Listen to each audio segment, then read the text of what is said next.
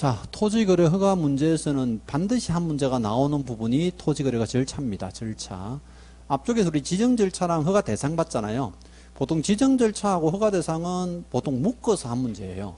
걔는. 근데 토지거래 허가 절차는 단독으로 한 문제가 나오는데 얘만 두 문제 나온 적도 꽤 많아요. 왜 여기 조문이 제일 많은데 그나마 다행스럽게도 이제 우리가 충분히 이해하거나 또는 실제 이제 공부할 수 있는 분량만큼만 출제를 해요. 그러면 전체적인 구성을 볼게요. 근데 토지거래 허가 절차는 당연히 허가 신청자가 계약 전에 허가 신청합니다. 그죠? 그럼 어디가 허가관청이죠? 허가관청 어디예요? 시군구죠? 허가관청에서는 심사를 합니다. 뭐를? 허가 기준을요. 그럼 허가 기준에 맞아야지 허가해주죠. 그럼 기준에 맞으면 이제 허가해줍니다. 그럼 허가증 발급한다 돼 있는데요. 허가증 받아서 어디 가요? 등기하러 가지. 그죠? 그럼 등기 끝나고 나면 끝입니까? 아니죠? 허가받은 목적대로 이용을 해야 됩니다. 그럼 이용을 하고 나면 어떻게 끝이 나요? 이게 전체적인 절차입니다. 근데 만약에 허가 기준에 맞지 않으면 어때요? 불허가 처분하고요. 이게 공익사업용 토지로 이용한다면 선매협의 통지하는 거죠. 여기에 이제 조문이 하나하나씩 이렇게 출제했는데 전체 절차를 가지고 물어보진 않아요.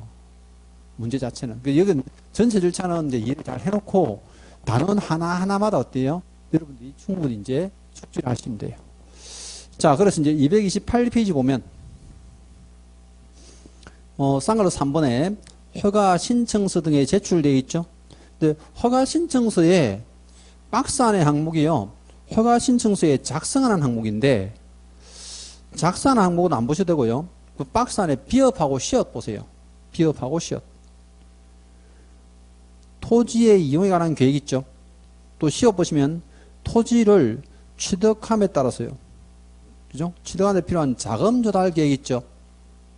그래서 이제 우리가 지난번에 왜 부동산 거래 신고할 때 주택을 매수하는 경우나 토지를 매수하는 경우 있죠. 자금 조달, 즉 취득 자금 조달 이용 계획서 냈잖아요. 그러면 허가 신청을 해가지고 허가 받은 사람들은 부동산 거래 신고할 때 토지에 관한 자금 조달 계획서 내지 않는다 하고 있었어요. 왜? 어차피 제출하는 서류가 똑같아요. 그래서 이제 토지 이용 계획서 이제 자금 조달 계획서 낸다. 그래서 지문에서 가끔 한 번씩 나옵니다. 허가 신청할 때는 이건 첨부 서류예요. 토지 이용 계획과 자금 조달 계획을 첨부한다. 나머지 항목은 외우지 않아도 돼요. 그 다음 밑에 보시면 동그라미 2번에요. 토지 이용 계획 등에 포함되어야 할 사항들이 있는데 실제 이것도 시험에 나온 적 없어요. 오른쪽에 쌍괄호 4번 가보세요. 변경 허가 신청서. 그럼 토지거래 허가를 받은 사람이 변경 허가를 받고 싶잖아요. 그럼 다시 허가 받아야 되는데 이때 이제 작성하는 실제 서류입니다. 이것도 시험에 나온 적 없어요. 근데 조문은 참 많죠. 이거 일일이 공부 다 하려면 힘들어요. 그러면 쌍괄호 5번 가보세요. 허가 신청의 처리. 자, 여기서부터 본 시험에 나오는 내용들. 그러면 허가 신청하면 허가를 해줘야 되죠. 언제까지 해줍니까 하는 건데요. 거기 동그라미 기억 보세요. 첫 번째 줄. 허가관청은 허가 신청을 받으면 민원 철회에 관한 법률에 따른 기간 돼 있죠. 허가 또는 불허가 처분하고 돼 있는데 자, 민원 철회에 관한 법률에 따른 기간이 동그라미 니은 보세요. 며칠이라? 15일이에요. 15일. 민원 철회에 관한 법률에 따른 기간. 그럼 시험에서 나올 때요. 15일 이내 허가나 불허가 처분을 해줘야 된다. 맞죠? 또 다른 말로요. 민원 철회에 관한 법률에 따른 기간 내. 똑같은 말입니다. 그죠? 요 기간 내에 허가나 불허가 처분을 해주는데 만약에 그럼 15일 이내요. 허가증도 발급하지 않고요. 불허가 처분도 안 하고 선매입이 통지도 안 해. 아무런 말이 없어. 그럼 어떡할까요? 구청을 발칵 뒤집으면 돼요. 통지를 해줘야 되잖아 원래. 그래서 그 밑에 동그라미 2번 가보세요. 허가에 간주되어 있는데요. 동그라미 기억 챙기시면 돼. 자, 민원 철회에 관한 법률에 따른 처리기간 이게 15일입니다. 허가증의 발급 또는 불허가 처분 사이에 통지가 없거나 선매입의 사실에 통지가 없는 경우에는 그 기간이 끝난 날, 그 기간이 끝난 날이 며칠이에요? 15일이죠? 그 다음 날 돼 있죠? 다음 날에 허가가 있는 것으로 봅니다. 그럼 16일째 되는 날 가셔가지고 허가증 주세요 하면 돼요. 이 기간이 끝난 날에 다음 날에 허가가 있는 것으로 본다. 끝난 날에 허가가 있는 게 아니죠. 다음 날이죠. 이거 다음 날 빼고 나니까 조심하면 돼요. 허가가 그죠? 있는 것으로 보는데 이게 항상 보면요. 기간이 끝난 날에 허가가 있는 것으로 본다. 이렇게 지문해요. 다음 날 자꾸 빼버립니다. 요게 이제 허가의 간주 부분이고. 자, 그 다음에요. 230페이지 가셔가지고 230페이지. 자, 허가 의무를 위반한 거래계약이 효력되어 있는데요. 요거 우리가 앞 시간에 왜 외국인도 토지 취득 허가 받잖아요. 군사, 문화, 생태학생 이제 허가 대상이 있는데 거기에 지금 허가 받지 않고 계약하면 어떻게 됐어요? 무효죠. 여기도 마찬가지예요. 보시는 대로 지금 허가를 받지 않고 계약하거나 혹시 허가 받더라도 부정 허가 받았죠. 그러면 그 계약 자체는 어때요? 무효입니다. 무효. 근데 형사처벌도 있는데 형사처벌이 독특해요. 거기 보시면요. 허가받지 않은 계약체라는 경우는 네 번째 줄 보세요. 네 번째 줄. 이제 허위 기타 부정한 방법으로 허가받은 경우는 2년 이하 지역, 요건 똑같죠. 근데 또는 계약 체결 당시 해당 토지 가격의 30%에 해당하는 금액 이하의 벌금. 벌금이 독특합니다. 근데 거기 이제 이게 벌금이요. 계약 체결 당시에 해당 토지 가격 돼 있는데 이게 공시지가예요. 그럼 보세요. 지금 2년 이하 징역의 토지의 공시지가의 100분의 30%의 벌금인데 이건 벌금이라는 금액이요. 땅값이 비싸면 비쌀수록 더 많이 나온다는 거예요. 근데 우리 앞 시간에 배웠던 보세요. 외국인이 토지 취득 허가를 받지 않고 계약했다고 그죠? 그럼 얼마예요? 2년에 2천만 원이죠. 이거랑 비교해서 지문 나왔을 때 그쪽이 답이 됐단 말이에요. 그죠? 그래서 이제 이건 토지 가격이 얼마예요? 100분의 30에 해당되는 벌금입니다. 그래서 처벌이 조금 독특한 것 조심해야 돼요. 자, 그 다음 밑에 박스 안에 판례가 있는데요. 이 판례는 우리 시험에서 딱 한 번 내긴 했는데 잘 안 나와요. 이거 어디서 배웁니까? 하면요. 민법 시간에 배워요. 혹시 여러분들이 민법 시간에 왜 총칙편에서 무효 또는 취소 배우죠? 이미 배웠겠다, 그죠? 진도로 보면 다 배웠는데, 그때 무효에 유동적 무효란 말 들어봤죠? 들어봤는데 분명히 안 들어본 것처럼 한다, 그죠? 예. 기억 안 나면 무조건 못 배운 거야. 그래서 이제 유동적 무효라는 말이 탄생한 게 어디냐면요. 토지거래 허가구역이에요. 그럼 토지거래 구역은 반드시 계약 전 허가 신청이잖아요. 근데 이 사람들이요. 허가 신청을 먼저 해놓고 뒤에 계약하는 거야. 그럼 허가를 받지 않고 계약했으니까 무효죠. 그냥 판결도 무효라 때렸으면 이런 사태가 안 벌어져. 여러분들은 민법 시간에 유동적 무효 안 배워도 돼. 판례가 이렇게 많을 수가 없어. 근데 어떤 대법원 판사님이요. 이 말을 탄생시켰단 말이에요. 뭐라고? 계약 전 허가 신청해야 되는데 계약도 안 하고 허가도 안 받고 계약하면 무효다. 원칙은. 근데 어떤 분이 뭐 했어요?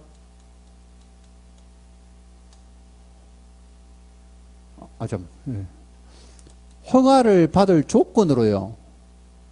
허가 받을 조건으로 계약한 거야. 야, 우리가 지금 계약하지만 둘이서 반드시 나중에 어때요? 허가 받으러 가자. 그럼 허가 받을 조건으로 계약했죠. 그럼 이거는 뭐예요? 이게 이제 유동적 무효다라고 이제 판사님이 말을 만들어낸 거야. 우리나라 법률 용어에는 이거 없어요.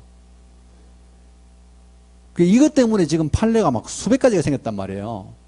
그럼 유동적 무효는 무효도 되고 유효도 된다? 뜻이 아니에요. 반대예요, 반대.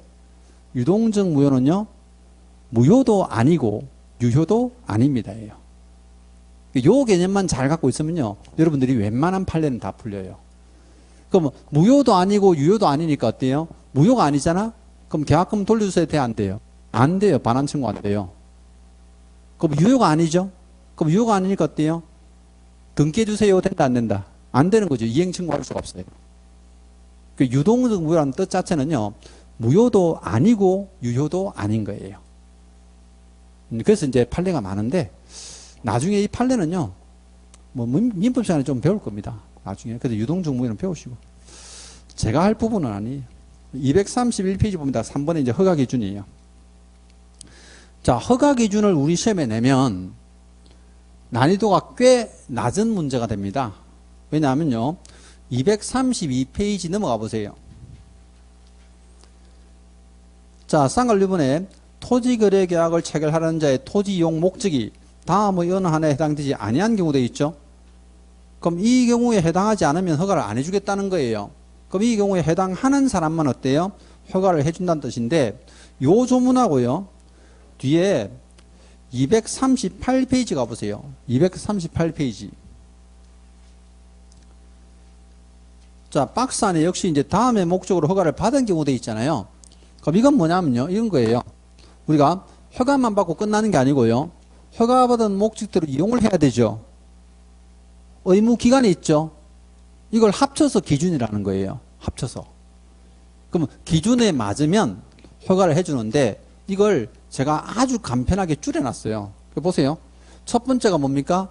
자기가 거주할 택지, 주택용지라는 거예요. 그럼 자기가 거주할 주택용지입니다 하고 용도를 써서 냈잖아요. 그럼 무조건 허가해준다는 거야. 허가를 해준다. 자, 두 번째가요, 주민의 편익시설이나 복지시설. 아니, 앞에 기준 안 봐도 돼요. 238페이지에다가 체크하면 돼요. 203, 앞쪽은 연수가 없잖아. 똑같은 조문인데 뒤에 연수가 있는 거예요. 그럼 자기가 거주할 주택용지, 또 동그라미 2번은 주민을 위한 복지시설 편익시설 돼 있잖아요. 요거. 저 세 번째 동그라미 3번은요, 그냥 농업인 등 해야 됩니다. 농업인 등. 선생님, 조문이 너무 많은데 안 봐도 돼요. 요렇게 이제 세 사람 있고요. 그 다음에 이제 사업을 시행하는 사람이 있습니다. 그럼 보세요. 조금 전에 우리가 봤던 사람들. 자기가 거주할 주택용지라든지 아니면 주민의 편익시설 복지시설이나 농업인 등이 농사를 짓기 위해서요, 농업, 임업, 축산업 있죠. 또 일상적인 경제활동 하는 사람도 대토할 수 있잖아요. 봐, 땅이 개발돼 가지고 내가 지금 상가하고 땅이 다 수용돼 버렸어. 그럼 보상금 주겠죠. 이거 가지고 대체 토지를 사야 되죠. 대체 토지가 대토단 말이에요. 그럼 대토하는 사람들도 허가해 줘야 되죠. 왜? 허가구역 안에서 땅을 뺏겼으니까. 무슨 말 알죠? 근데 이렇게 하는 사람들이 만약에 취득하면 몇 년간 써야 됩니까? 하면요, 2년이에요. 2년. 다 2년.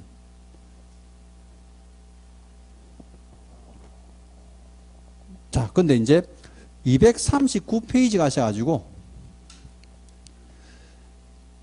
2번 한번 보세요. 다음에 목적으로 허가받은 경우 돼 있죠. 동그라미 1, 2, 3번에 이제 실제 공통단어는 이거예요. 사업을 시행하는 경우입니다. 이런 거예요. 이제 여러분들이 읽어보지 않아도 충분히 알 수 있는 게요. 지금 사업을 시행하려는 자 있잖아요. 아직 안 했죠. 그럼 사업을 시행하려는 자도 허가해주고요. 또 사업을 시행하고 있는 사람 있잖아요. 그럼 사업 시행하고 있는데 추가 토지가 필요하죠. 그럼 무조건 허가해준다니까요. 그럼 사업을 시행하는 사람들이 만약 허가받으면 몇 년간 사용해야 됩니까? 하면요, 이건 4년이에요. 제가 외우라고 어때요? 4년 사업 일어났잖아요. 사업. 자, 그 다음 밑에 그 3번 있죠. 3번. 3번이 요겁니다. 대토. 자, 미리 써놓은 거예요. 그럼 3번은 핵심 단어가요. 거기 첫 번째 줄 끝에 보세요. 뭐 법 이름은 몰라도 되고요.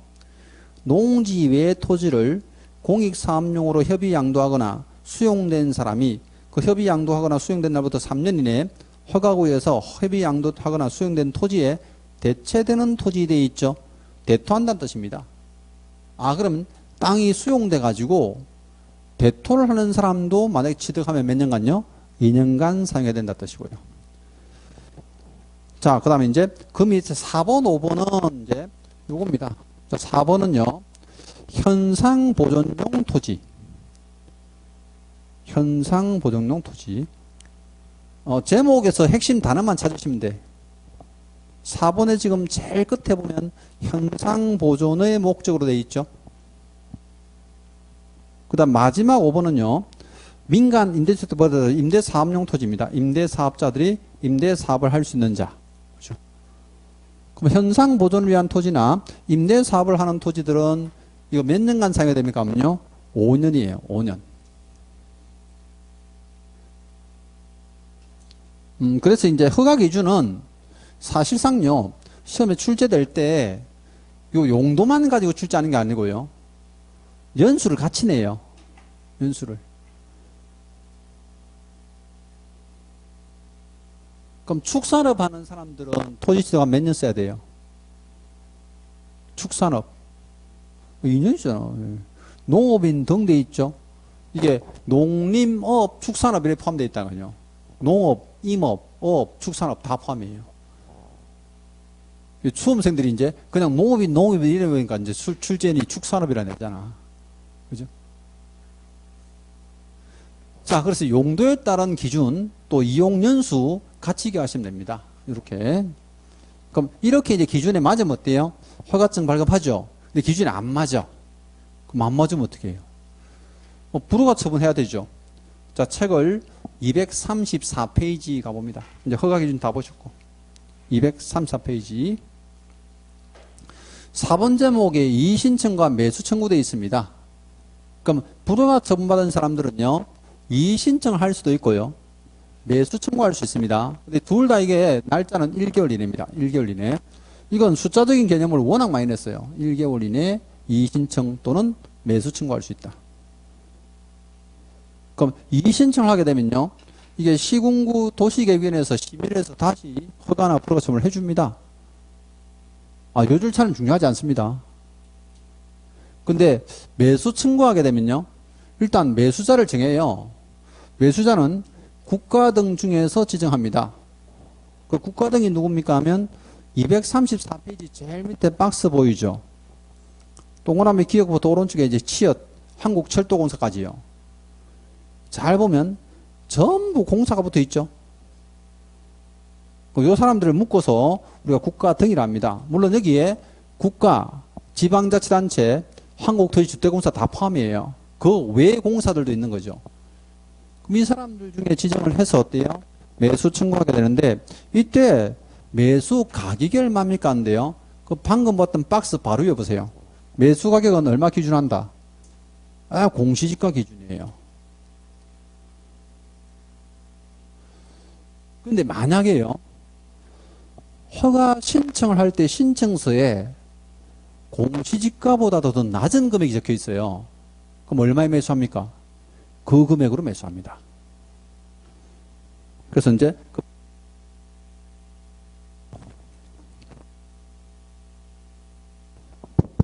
세 번째를 보시면요, 공시지가를 기준하여 해당 토지를 매수하게 해야 된다 되어 있고, 다만 토지거래계약 허가 신청서에 적힌 가격이 공시지가보다 낮은 경우에는 허가 신청서에 적힌 가격으로 매수할 수 있다 써놨죠. 물론 공시지가보다 낮게 적는 사람은 없는데 조문은 그래 돼 있어요. 그래서 조심해야 됩니다. 매수 가격은 뭐 기준? 공시지가 기준이다. 그죠? 요거. 자, 그 다음에 선매 절차는 조금 이따 보도록 하고요. 뒤에 계속 갈게요. 선매 절차 좀 이따 보고. 그 다음에 236페이지 보면 6번 단락이에요. 토지 이용 의무 및 이행명령 되어 있는데 보세요. 그럼 등기하고 나면 토지를 목적대로 이용해야 된다 했잖아요. 그럼 이용을 안 하는 거예요. 우리가 이제 기준은 좀 전에 봤지만 거기 절차를 240페이지 가보세요.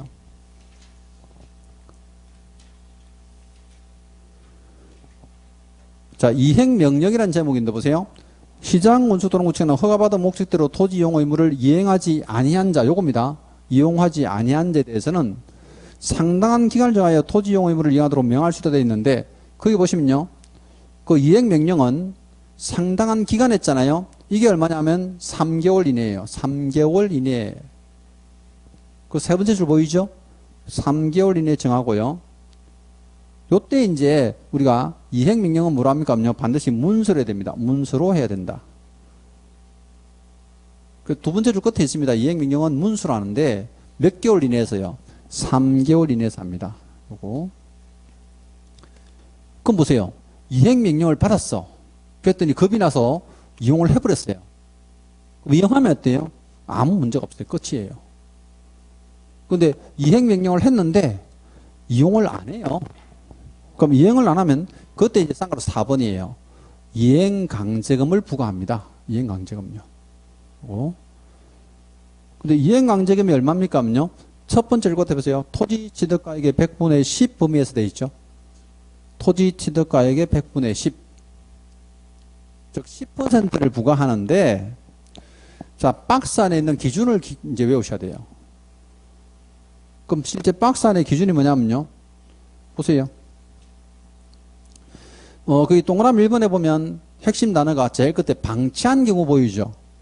그러면 토지거래 허가받은 사람이 목적대로 이용하지 않고 방치했다는 것은 투기도 하고 국토도 계속 훼손하고 있다는 거예요. 그럼 이 사람은 10% 다 때려요. 100분의 10이죠. 근데 두 번째는 보세요. 동그라미 2번에 토지거래 허가받아 토지를 취득한 자가 직접 이용하지 않고 임대한 경우 돼 있죠. 그럼 임대했으면 남의 돈으로 산 거죠, 지금. 그럼 국토는 훼손하지 않죠. 왜 허가받은 목적도 이용하잖아요. 근데 투기만 하고 있죠. 이건 뭐예요? 100분의 7. 100분의 7. 임대는 100분의 7. 근데 세 번째는 보세요. 토지거래 허가를 받아 토지를 취한 자가 허가관청의 승인 없이 당초의 이용 목적을 변경했다 돼 있죠. 그러면 허가받은 사람이 땅을 써요. 근데 이 사람이 용도에 맞지 않겠대요. 변경했다. 그럼 국토를 훼손하고 있죠. 그럼 투기는 아니고 훼손만 하니까 어때요? 100분의 5.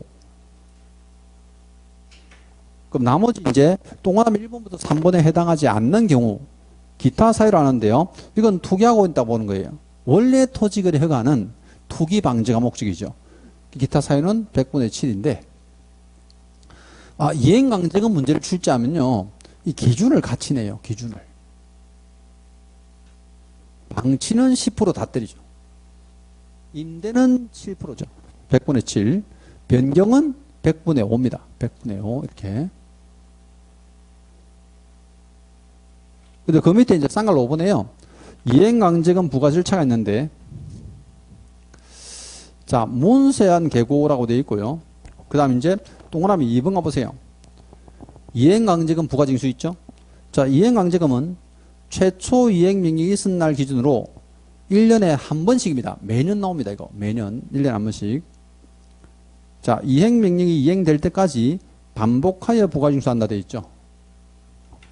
근데 만약에 이 금액에 불만 있는 사람 있잖아요. 이의제기할 수 있습니다. 그게 동그라미 3번이에요. 불복 시에 이의제기. 이의제기는 언제까지 해야 됩니까? 하면요. 30일 내 하시고요. 누구한테 해야 됩니까? 하면요. 신고관청인 허가관청입니다. 허가관청에다가. 이거 국장한테 이의제기한다고 냈고요. 30일을 1개월로 바꾸는 조심해야 돼요. 1개월 아닙니다. 그건 30일.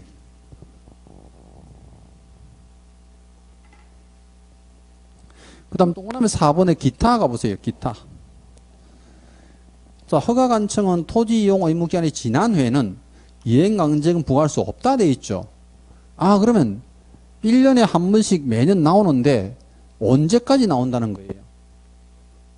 즉 이용 의무 기간 동안만 나온다는 거죠. 의무 기간 동안만. 그 만약에 자기가 거주할 주택용지를 칠한 사람들은 2년만 쓰면 되니까 어때요? 2번밖에 안 나와요. 아무리 방치하더라도 100분의 10 2번밖에 안 나오죠. 이용 의무 기간이 지나면 어때요? 이거 이행강제금 부과할 수 없는데, 자, 만약에요. 자기가 거주할 주택용지를 취득했어. 근데 이행강제금이 한 번 나왔어. 나오니까 겁이 나서 이제 빨리 집을 지어요. 그럼 두 번째 나오기 전에 이제 집을 짓는데 이미 고지서가 나와버렸죠. 그럼 무조건 내야 돼요. 그게 단서조항이 있습니다. 보세요. 동그라미 기억에 이제 두 번째 줄 보세요. 자, 명령을 받은 자가 명령을 이행하는 경우에는 새로운 이행강제금 부과를 즉시 중지하는데 명령을 이행하기 전에 이미 부과된 이행강제금 있잖아요. 이건 징수해야 돼요. 뭐가 그래 고지서 끊어지기 전에 빨리 해야지. 그죠? 이미 고지서가 발급된 것들은요. 무조건 징수합니다. 요거는. 근데 요 조문은 의외로 자주 냈어요. 그래서 이제 일단은 명령을 이행을 하면 무조건 부과할 수 없다가 아니에요. 뜻은 아시겠죠? 그런 개념. 그 다음에 241페이지 가보세요. 자, 동그라미 이행 가면요. 이행강제금을 안 내면 어떻게 됩니까? 하는 거예요. 그럼 이행강제금 부과처분을 받은 자가 이행강제금을 납부기한까지 납부하지 않은 경우는 국세 체납처분, 예 또는 이 지방세 체납처분이죠. 또 징수하며 이행강제금의 부과 납부 징수 및 이의제기 방법에 대해서 필요한 사항은 대통령이 정한다 되어 있는데, 그럼 이행강제금을 내지 않으면요, 우리가 세금을 밀렸을 때 부과하는 방식 그대로 강제 징수하겠다는 거예요. 여러분 혹시 세금 밀려봤어요? 안 밀려봤어요? 세금 밀리면 어떻게 하는 줄 아세요? 세금 내라고 고지서 놨잖아요. 그럼 안 내면 어떻게 되느냐면요, 최고장 2분 와요. 처음부터 막 이렇게 압력 안 해요. 최고장이 2분 옵니다. 처음에는 한번 내라. 너 납기 기한 지났다. 두 번째는 이제 경고문까지 오죠. 너 이날까지 내라. 안 내면 네 부동산 압류한다. 그죠? 그때까지도 안 내면 어때요? 그럼 진짜 압류 들어와요. 그럼 압류하고 나면 끝입니까? 아니죠. 공매 처분해버리죠. 그러면 이렇게 이행강제금 밀렸을 때도 어때요? 이 방법 그대로 하겠다는 거예요. 세금을 밀려서 다른 방법 그대로 하겠다. 자, 요게 이제 토지거래 허가 절차에 관한 부분이고요. 그 7번 달락 보시면 지금 특례와 의제 규정되어 있는데요. 요건 체크 맞게요. 시험에 잘 나오는 건 아닌데, 국가 등의 허가 이제 보세요. 그럼 국가 등이 만약에 토지거래 허국에 실제 토지를 사고 싶다 하면 어떻게 하냐는데, 거기 세 번째 줄에 있습니다. 뭐 경우에는 돼 있고요. 그 기관의 장이 시장, 군수 또는 구청장과 협의할 수 있고, 협의가 성립된 때는 그 토지거래에 관한 허가를 받은 것으로 본다 돼 있죠. 그러면 국가 등이 만약에 토지거래 허국의 토지는요, 허가권자랑 뭐 한다고요? 협의합니다. 그럼 협의를 마치면 어때요?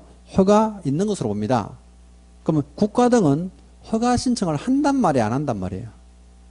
안 한다는 거죠. 허가 신청 자체를 안 하는데 뭐 한다고요? 협의한다는 겁니다. 협의. 그 다음에 242페이지 가보세요.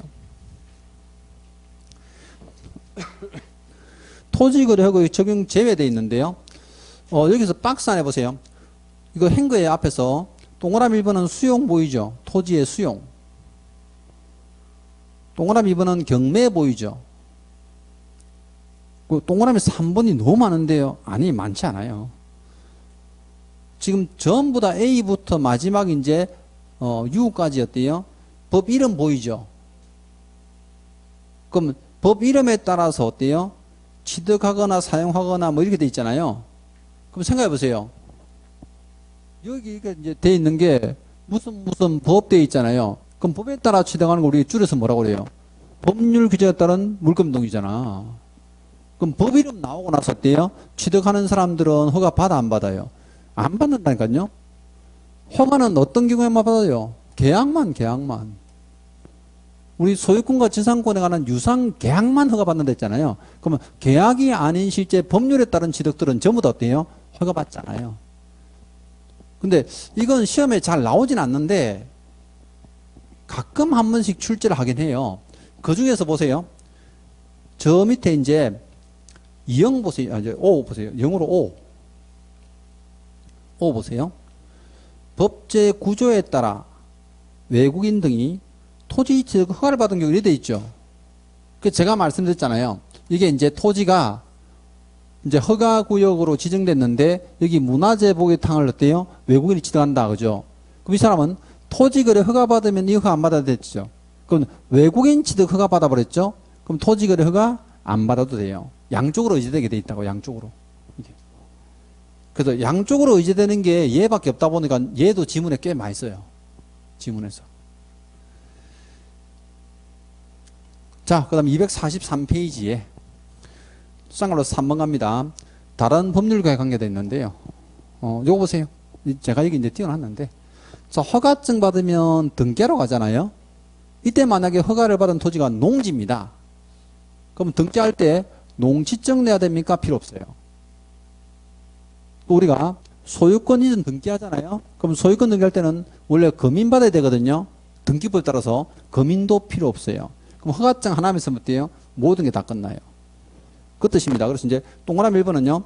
농지 취득 자격 증명의 의제라는 것이 농지 취득 자격 증명을 받은 것으로 봅니다. 또 동그라미 2번에요. 금인 의제라는 것은요. 허가증 발급받은 경우는 부동산 등기 특별주택에서 금인을 받은 것으로 봅니다. 그럼 이미 받은 것으로 보니까 어때요? 받지 않아도 괜찮다라는 표현이고요. 자, 그 다음에 244페이지 마지막 절차입니다. 마지막 절차.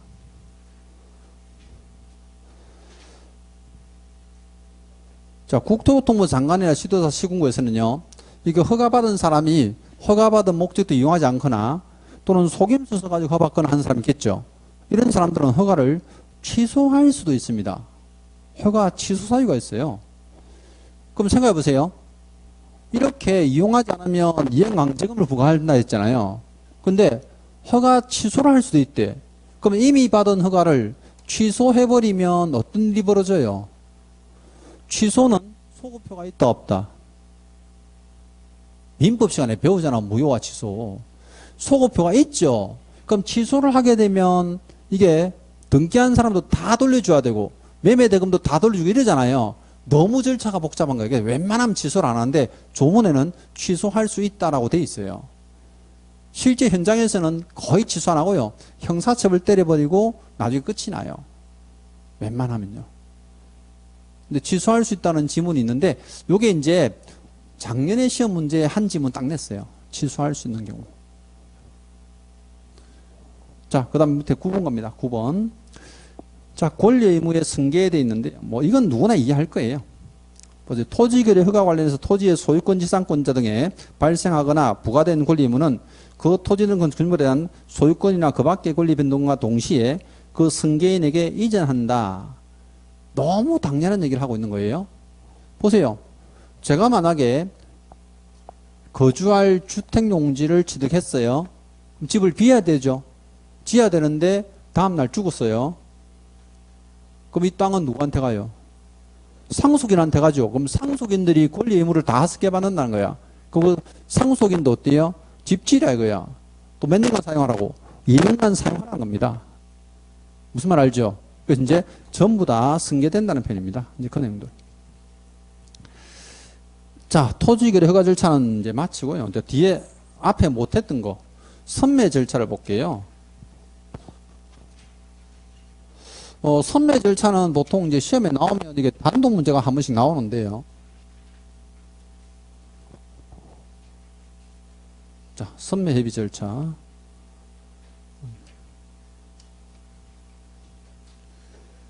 책에는 235페이지죠. 선매라는 뜻 자체가 이제 자기들이 미리 사겠다는 건데, 이 선매 협의 절차는 실질적으로요, 시험에 나왔다 하면 이 날짜 싸움이에요. 그래서 우리 책에는 지금 236페이지에 그림을 가운데 지금 그림을 그려놨는데 이 그림 보니까 사실은 제가 볼 때는 저도 더 이제 속이 시끄러워서 이제 절차를 조금 이제 분해해서 볼게요. 자, 보세요. 허가 신청자가 이제 토지거래 허가 신청을 하죠. 그럼 허가 관청은요, 자기가 허가를 이제 해주면 되는데 이 토지가 공익사업용 토지로 좋겠다 하면 어때요? 선매협의 통지를 해요. 그럼 선매협의 통지는 언제까지 해요? 15일이잖아. 보세요. 우리가 허가 신청하면 자, 허가증 발급, 불허가 처분 통지, 선매협의 통지는 전부 다 민원철에 가는 법률이잖아. 그럼 민원철에 가는 법률에 따른 기간이 며칠이었어요? 15일 이내에 선매협의 통지한다 돼 있어요. 그럼 선매협의 통지를 하면요, 계약하지 말고 기다려야 돼요.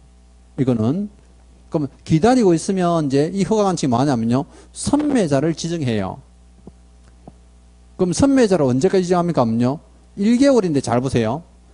허가 신청을 받은 날부터 1개월이거든요. 그럼 신청받고 1개월이니까 이 1개월 안에 뭐도 포함되어 있다? 15일이 포함되어 있어요. 지금 우리 그림에는 그렇게 표현해놨잖아. 15일짜리가 1개월 이내에 포함되어 있죠. 이렇게. 그럼 선매자가 될 수 있는 사람 누굽니까? 우리가 앞에서 봤던 국가등이에요. 우리 왜 매수자 할 때 봤던 그 국가등 있죠? 국가나 지방자치단체, 한국토지주택공사, 각종 철도공사까지 다 있었잖아. 공사. 걔들이에요. 이 중에 한 사람을 선매자로 지정하고요. 그럼 선매자로 지정받은 사람은 어때요? 내가 선매자가 되었습니다 하고 어때요? 알려줘야 되죠. 그럼 통지하는데 이거 언제까지? 15일이죠. 그럼 소유자한테 자기가 지정받은 날부터 15일 이내에 통지합니다. 그럼 통지받은 토지 소유자는요, 협의를 하러 나가도 되고요. 가기 싫으면 안 나가도 돼요. 이거 협의니까 하기 싫으면 안 해도 의무사항은 아니에요. 근데 협의를 만약에 하러 나갔다 하면 협의를 끝내야 되죠. 언제까지요? 1개월이네요. 1개월도 선매자 지정받은 날부터 1개월이니까 역시 1개월 안에 어때요? 15일이 들어있어요. 자, 구분하는 방법은 아주 간단해요. 통지는 무조건 며칠이야? 15일. 그럼 통지 말고는요? 전부 1개월이에요. 시험에 나오면 이 정도는 충분히 구분해요. 통지는 빨리빨리 해야 되잖아. 서로 알려주는 거니까. 그래서 15일 이내 하시고요. 이제 지정하거나 결정은 언제까지 한다? 1개월이네. 1개월. 이렇게. 근데 만약에 이제 선매를 하면 중요한 게 가격이죠. 그죠? 근데 그림 밑에 보세요. 쌍으로 4번. 선매 가격은 얼마입니까? 하면요. 감정 가격 기준입니다. 자, 우리 앞에서 봤던 이제 매수 신청했을 때 매수 가격이 있었죠. 매수 가격은 얼마 기준인데? 공시지가예요. 그 나중에 문제 풀 때요. 매수 가격, 선매 가격이 나온단 말이에요. 네, 엄청 헷갈려요. 지문에서 만나면. 그 매수 가격은 누가 답답해서 파는 거야? 토지 소유자가. 선매 가격은 누가 답답해서 사는 거예요? 국가 등이 지가 필요해서 사잖아. 그럼 국가 등이 실제 필요해서 살 때는 얼마 준다고? 좀 많이 준다, 그죠? 우리 지금 토지 소유자가 답답해서 팔 때는요? 거저물로 한다, 그죠? 원래 그래요. 국가는 국민 땅을 날로 처먹는다 이러죠. 그래서 이제 이건 가격에서 이제 구분하시고, 만약에 혹시라도 가격 구분을 또 한다 하면요, 이행강제금 있죠. 그럼 이행강제금 100분의 10 나오잖아. 어디에 100분의 10이에요? 그건 실가예요. 토지 취득 가액의 100분의 10이야. 공시지가 경매가 이제 감정가도 아니고요. 토지 실거래가 있죠. 그 취득 가액의 100분의 10이에요. 좋은 거는 국가 저거 다 해. 맞죠? 어쨌든 국민 돈을 막 뺏어물라고 막. 좋은 거는. 그래서 혹시나 이게 공시지가나 감정가격 말고 별도 가격으로 이제 책정되는 부분이 나온다 하면 이행강제금도 조금 조심해야 돼요. 그거. 자, 근데 만약에 이제 이렇게 가격 가지고 이제 협상을 하는데 협의가 결여됩니다. 그죠? 그럼 협의가 결여되면 어떻게 됩니까? 다시 허가나 불허 처분을 지체 없이 해줘야 돼요. 그러면 실제 선매 협의가 결여돼서 무조건 불허가 받은 게 아닙니다. 허가나 불허가 처분을 다시 해줘야 합니다.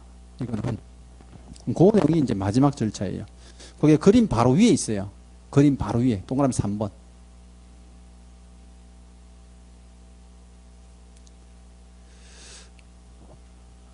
자, 선매 협의 절차.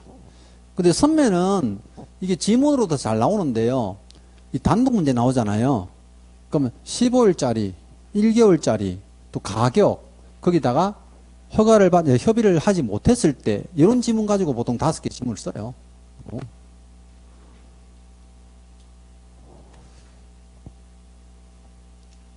자, 그래서 이제 토지거래 허가 절차에 관한 부분은 모두 마칩니다. 마치고요. 자, 우리 이제 부동산 거래시에서 마지막 좀 볼게요. 마지막 단원인데 247페이지 갑니다.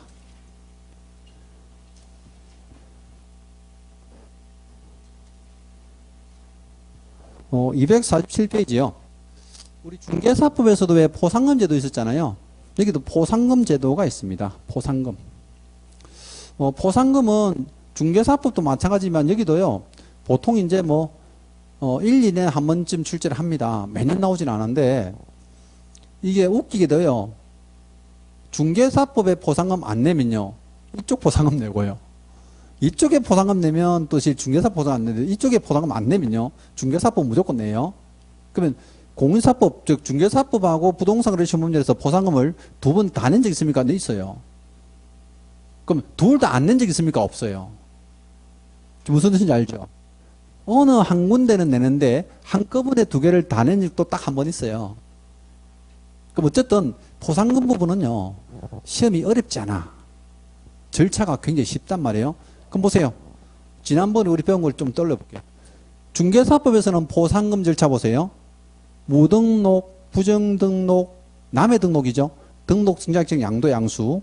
또 우리 금지 행위 중에서 부당한 시세 있죠. 그거. 그 사람을 신고 고발하죠. 수사기관, 신고센터나 등록관청입니다. 우리 포상금 얼마예요? 한 건당 50만 원이죠. 국고에서 100분의 50 보조하죠. 또 실제 지급하는 방법은 검사가 공소 제기하거나 기소 유예해야 되죠. 당연히 등록관청이 포상금 지급할 때는요, 결정한 날부터 1개월이 지급합니다. 또 여러 사람이 고발했죠. 2건 이상 했을 때는 최초로 신고하는 사람만, 2인이 공동했을 때는요, 균등 배분이죠. 조문이 그거밖에 없어요. 근데 여기도 그 수준밖에 안 돼요. 중복되는 조문도 꽤 있습니다. 그럼 지금부터 차이점에 대해서 잘 보시면 되는데, 첫 번째가 신고 대상이에요. 포상금 지급 대상. 보세요. 여기에요. 제가 지금 칸을 나눈 게 위에 부분의 칸은 부동산 거래 신고와 주택 임대차 계약 신고, 신고 절차입니다. 아래쪽 두 개는요, 토지 거래 허가 쪽이에요. 그럼 보세요. 부동산 거래 신고했는데 가격을 거짓 신고하죠. 탈세가 명백하죠. 탈세가 명백한 사람 고발하는 거죠. 자, 그 다음에요. 사기치는 인간들이 있어요. 그럼 사기치는 인간들이 뭡니까? 계약을 체결해서, 여기서 말하는 매매 계약이죠. 그럼 계약을 체결하지 않았는데 거짓으로 거래신 거예요. 왜? 부동산 빼앗으려고요. 또 계약을 해제하지도 않았는데요, 거짓으로 해제신 거예요. 왜? 매도인들이 부동산 안 넘겨주려고요. 사기꾼들이죠. 이런 사람들 고발하면 돈 준다. 그 다음 이제 네 번째가 이제 주택임대차예요. 근데 주택임대차도 보세요. 금액을 거짓으로 해야 돼. 다른 것보다 금액을 거짓으로 한 것이 탈세가 명백하잖아. 우리가 지금 보세요. 부동산 거래 신고 제도를 만든 이유가 뭐예요? 탈세 방지가 주목적이니까 진짜 탈세하고 사기치는 것들만 어때요? 고발하게 돼 있단 말이에요. 이 사람들이 이제 신고도 했는데 박스 안에 보면 동그라미 1번, 2번, 3번, 4번이에요. 자, 그 다음에 이제 5번, 6번은 토지거래관도 보세요. 토지거래 허가를 받지 않고 계약하거나 속임수나 부정의 허가 받은 자.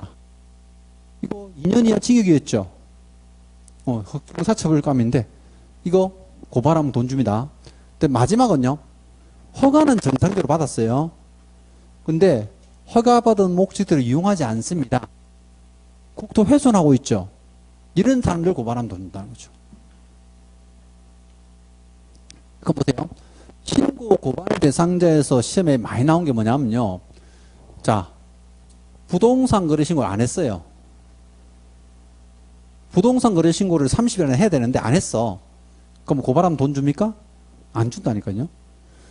부동산 거래 신고를 거짓으로 해달라고 요구했어요. 포상금 대상 아니죠? 그 위반은 맞는데 포상금 대상 아니잖아요. 자, 신고 관청에서요. 자료 갖고 오랬는데 자료를 제출 안 했어요. 포상금 대상 아니에요. 그러니까 포상금 대상부터 조심해야 돼요. 이 포상금 대상을 정답으로 제일 많이 썼어요. 이쪽은. 절차보다 이쪽을 훨씬 많이 했죠. 자, 그 다음에요. 그 밑에 이제 싼 걸 입어가면 포상금 지급 사유라고 되어 있는데요. 사유는 보세요. 부동산 거래 신고에 대해서는 그 동그라미 기억입니다. 기억. 신고 관청이 일단 적발하기 전에요. 포상금 지급 대상에서 신고하고 이를 자 입증할 수 있는 자료를 직접 제출해야 돼요. 본인이 입증하셔야 돼요. 이거 왜 그러냐면요. 신고 관청이 수사권이 없어요. 무슨 말 알죠? 그럼 수사권이 없다 보니까 정확하게 입증할 수 있는 자료를 첨부해서 신고해야 되고요. 또 과태료가 부과되어야 돈 줍니다. 왜? 신고 절차는 이제 과태료니까.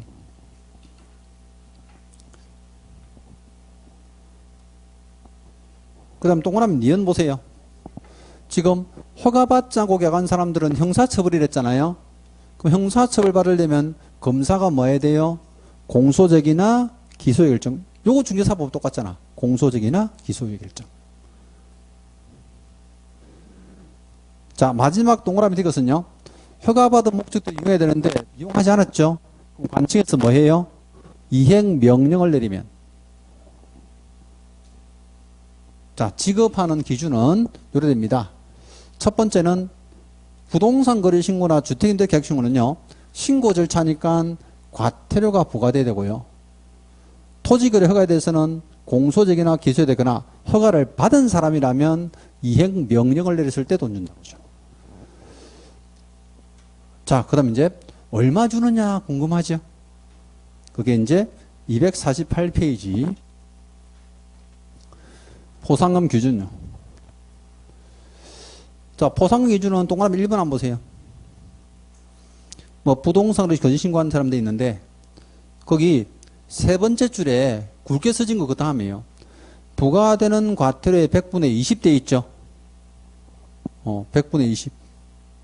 부과되는 과태료 100분의 20. 그러면 만약에 과태료가 1000만 원이면 200만 원 나온단 말이죠. 20%니까. 자, 근데 그 밑에 조금 보세요. 괄호 안에요. 단 취득가액의 100분의 10 이하에 상당하는 금액의 과태료가 부과된 경우에 지급 한도액은 얼마라고? 1000만 원이요. 1000만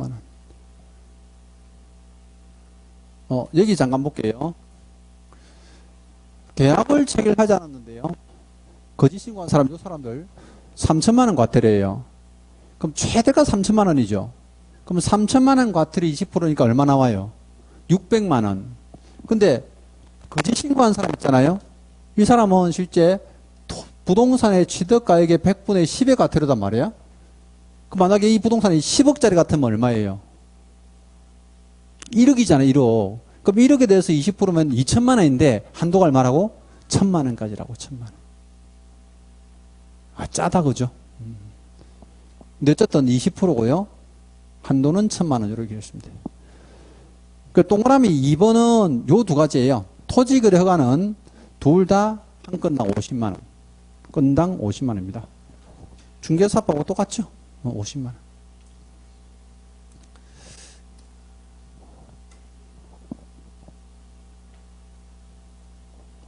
자, 그 다음에요. 포상금에 관한 이제 지급 절차들이 있는데, 포상금은, 좀 247페이지 잠깐 볼게요. 조문을 앞에 써놨던데요. 247 제일 위에 동그라미 이제, 쌍괄호 1번에요. 포상금 지급 대상에서 그 두 번째 줄 보세요. 제일 위에서 두 번째 줄입니다. 뭐 예산의 범위에서 포상금 지급할 수 있도 있고 그 다음이에요. 이때 포상금의 지급에 드는 비용은 시군이나 구의 재원으로 충당한다 되어 있죠. 여기서 포상금은요. 이 부동산 거래 신고는 시군구 재원으로 충당한다. 이건 뭐예요? 국고에서 보조한다는 거예요? 안 해준다는 거예요? 안 해준다는 거죠. 국고 보조가 없어요. 왜 그래요? 과태료를 누가 부과하니까? 시군구에서 부과하니까. 과태료 누가 받아요? 시군구에서 받았지. 그럼 과태료 주가 받아가지고 80%나 먹고 어때요? 20%밖에 안 줘놓고 국고에다 보조해주세요. 말이 안 되는 거죠. 무슨 뜻인지 알죠? 국고에서 보조하지 않습니다. 하는 거예요. 자, 그 다음에요. 포상금 지급하지 않는 사람. 247페이지 제일 밑에 박스예요. 제일 밑에. 어떤 사람이냐면 첫 번째는요. 공무원. 짧게 생각해서 공무원이 직무 관련해서 이제 고발했습니다. 그럼 포상금 지급을 해주는 공무원, 담당 공무원이요. 지가 위반한 사람 발견했어. 그럼 지가 지한테 고발하고 지가 돈 탑니까? 그럴 수 없죠. 그럼 이럴 때는 어떻게 돈 탄다는 거야? 그래, 다른 사람 시키면 되잖아. 뭐 집에 배우자를 시키든지 아들, 딸을 시키든지. 본인이 하면 안 된단 말이에요. 본인이. 이렇게 펌프도 가르쳐주는데 떨어지면 틀리기만 해봐. 그죠? 공무원이 직접 하면 안 됩니다. 자, 두 번째는요. 위반행위를 직접 한 사람이에요. 또는 위반행위에 관여한 사람. 생각해 보세요. 만약에요, 부동산 거래 신고를 개업공사가 하는데 매도인이 다운계약서 써가지고 지가 해달라고 요구했어. 그럼 거짓 신고한 사람이 어때요? 개공이 고발 대상자죠. 근데 지가 요구한 놈이 지가 고발해가지고 돈 타겠다고. 말이 안 되죠. 위반에 관여한 사람 안 됩니다. 그죠? 세상에 그런 사람도 있습니까? 하는데요. 나중에 살아보세요. 있다니까요. 개공을 막 협박을 해. 네가 인마 거짓 신고했지? 나 고발할 거야. 고발 안 당하려면 빨리 돈 내놔. 이런다니까요. 별 인간들이 많아요, 요즘. 그죠? 근데 관여한 사람은 보상금 주지 않습니다. 자, 마지막은요. 누군지 알 수가 없어요. 뭐예요? 익명이나 가명으로 신고받은 사람. 그럼 실제 신고서에는요, 정확하게 실명으로 하셔야 돼요, 실명으로. 익명이나 가명은 이거 확인할 수가 없죠. 보상금 주지 않습니다. 자, 나머지 절차는 다 똑같은데요. 우리하고 차이점, 지급 기한입니다. 책을 248페이지 가셔가지고, 싼 걸로 4번요. 보상금 지급처에서 동그라미 5번 가보세요. 5번. 신고관청, 허가관청은 보상금 언제 줍니까? 접수된 날부터 2개월이죠. 중개사법은 언제 줬어요? 그 1개월이잖아. 거기는 결정한 날부터 1개월이고 여기는 2개월 이내예요. 근데 나머지 조문은 다 똑같다는 게 보세요. 여기도 마찬가지가 2건 이상 신고발을 했죠. 그럼 누구만 줘? 최초로 신고발한 사람만. 2인이 공동신고했죠. 그러면 균등 배분인데 배분 방법을 합의했으면 합의된 방법부터 제가 만나. 그건 똑같아요, 조문이. 그래서 여기서 이제 중개사법이랑 차이점은요, 이거밖에 없어요. 절차상 차이점. 그러니까 잘 보세요. 시험에 낼 게 뭐 이게 제일 중요한 거죠. 이걸 제일 많이 냈다니까요. 이걸. 근데 물론 이런 것도 지문에서 출제를 몇 번 했습니다. 하는데 올해 만약에 이제 중개사법에 보상금이 안 나오면 이게 나올 차례거든요. 이제 중개사법 보상금 작년에 냈단 말이에요. 이거 내면 쉬워요. 오직 그쪽 보상금보다 이게 쉽다니까요. 왜 그쪽 보상금은 노다지 계산하는 문제 나와. 갑과 을이 보상금 얼마입니까 해놓고 막 조건을 5개 준다니까요. 이게 어려워요. 이쪽은 그렇게 안 내거든요. 가볍게 내니까. 그래 보시면 돼요. 자, 여기 보시고, 이제 부동산 거래 신고에 관한 법률은 뭐 여기까지가 이제 답니다. 나중에 벌칙은 제가요, 다시 이제 구분해서 한번 수업을 할 겁니다. 그래서 열어보시고, 오늘 진도는 여기까지 하도록 하죠. 네. 그 다음 주가 이제 마지막 수업이잖아요. 이론서 마지막 수업인데, 제가 지난주에 간단하게 설명을 해드렸는데, 복습을 가장 쉽게 하는 방법 3, 4월 달에 저하고 제가 오후에 특강을 합니다. 그러니까 3시간 수업 하잖아요, 지금. 그럼 3시간 수업하고 나면 이제 나머지 1시간을 가지고요. 점심 식사하기 전에 1시간을 가지고 오늘 배운 거를 전부 다 이제 문제를 풀고 복습을 해요. 그래서 혹시 여러분들 중에 문제를 좀 빨리 풀고 싶다든지 아니면 복습을 짧은 기간 안에, 짧은 시간 안에 복습을 정확하게 하고 싶다 하시면요. 그걸 특강 한번 들어보세요. 오후에. 3시간 수업 마치고 바로 시험 치고요. 그날 배운 거 딱 시험 쳐요. 그리고 이제 해설해드리고 하는 이제 특강을 하는데 매년 하고 있어요. 하고 있기는. 하는데 뭐 효과를 보신 분들이 꽤 있다고 해서 지금 하고 있는데 혹시 여러분들 중에 이제 관심이 있으면 나중에 한번 들어보세요. 자, 저는 다음 주 목요일 뵙겠습니다. 수고했습니다.